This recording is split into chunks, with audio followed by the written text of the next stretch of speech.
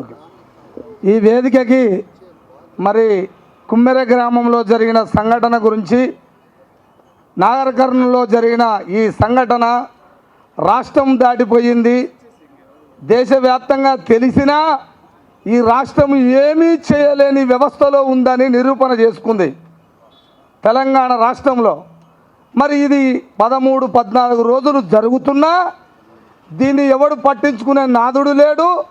రెండోది ఏంది అనంటే, తెలంగాణ రాష్ట్రంలో ఒక మనిషిగా ఈ భూమి మీద పుట్టినా ఆ మనిషికి ఏదైనా అన్యాయం జరిగితే ఆ అన్యాయం పట్ల ఎవరైతే నిలబడి మాట్లాడతారో అది నచ్చదట.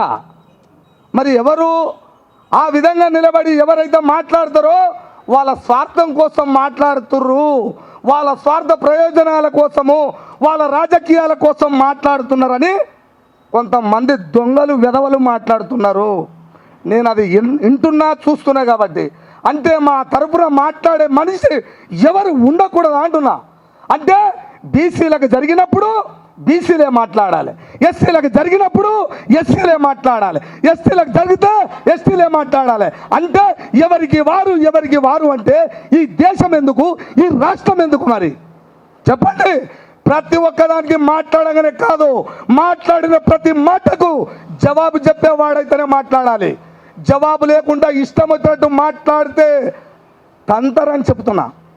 ఒక్కొక్క నా బెదవకు అర్థం ఉండాలిరా. భూమి మీదకి మనుషులుగా వచ్చినాం. చిన్నారి పాప పసికందు 2 నెలల పాప ప్రాణం పోయిందని వివిధ పార్టీలు, రాజకీయాలు, సంఘాలు నోరెత్తి మొత్తుకొని సస్తుంటే మనకు ఒక వ్యవస్థ తలగబడి ఇప్పటి వరకు న్యాయం చేయలేకపోయింది. ఇది రాష్ట్రం అంటారా? దీన్ని అంటారా? వాడు నిజంగా గుండెమే చేసుకొని చెప్పవాలి ఇది నిజంగానే రాష్ట్రం రా, మీ మనసు పుట్టినమని చెప్పమనంటే ఎవరు చెప్తారో? చేసేవాడిని నిందిస్తారా నాన్న? ఈ రాష్ట్రంలో ఎవరైనా ఒకరు ఉన్నారా?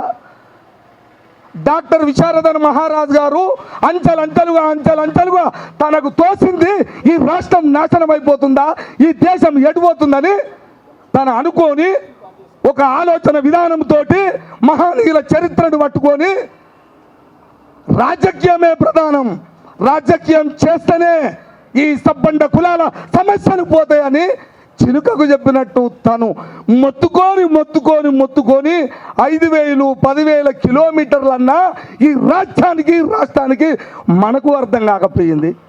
అది ఒకటైతే ఎక్కడ సమస్య జరిగితే అక్కడ ఒకడే పోయి నిలబడి మాట్లాడితే ఈ దొంగలేమో మళ్ళీ ఎదురుంగొచ్చి ఆయన స్వార్థం, ఈయన స్వార్థం. ఎవరి స్వార్థం రా ఇది? ఏదో నిజమేందో చెప్పండి. అందుకనే ఇక్కడ నాకు అర్థమైంది చెప్తున్నా. సమయం ఇక్కడ లేదు, టైం అయిపోయింది కాబట్టి మనకు అన్నీ అట్నే ఉంటాయి. ఇక మాట్లాడొద్దు అన్నట్టు ఉంటుంది. పోలీసు కూడా అట్నే ఉంటుంది. ఇది కూర్చొనే మాట్లాడుకుంటాం, బాంబులు తేలే, కత్తులు తేలే మేము. కానీ ఈ యొక్క అవకాశం ఇచ్చినందుకు, మాట్లాడినందుకు ఈ యొక్క అవకాశం ఇచ్చినందుకు ప్రత్యేకంగా ధన్యవాదాలు తెలియజేస్తూ ముగిస్తున్నాను.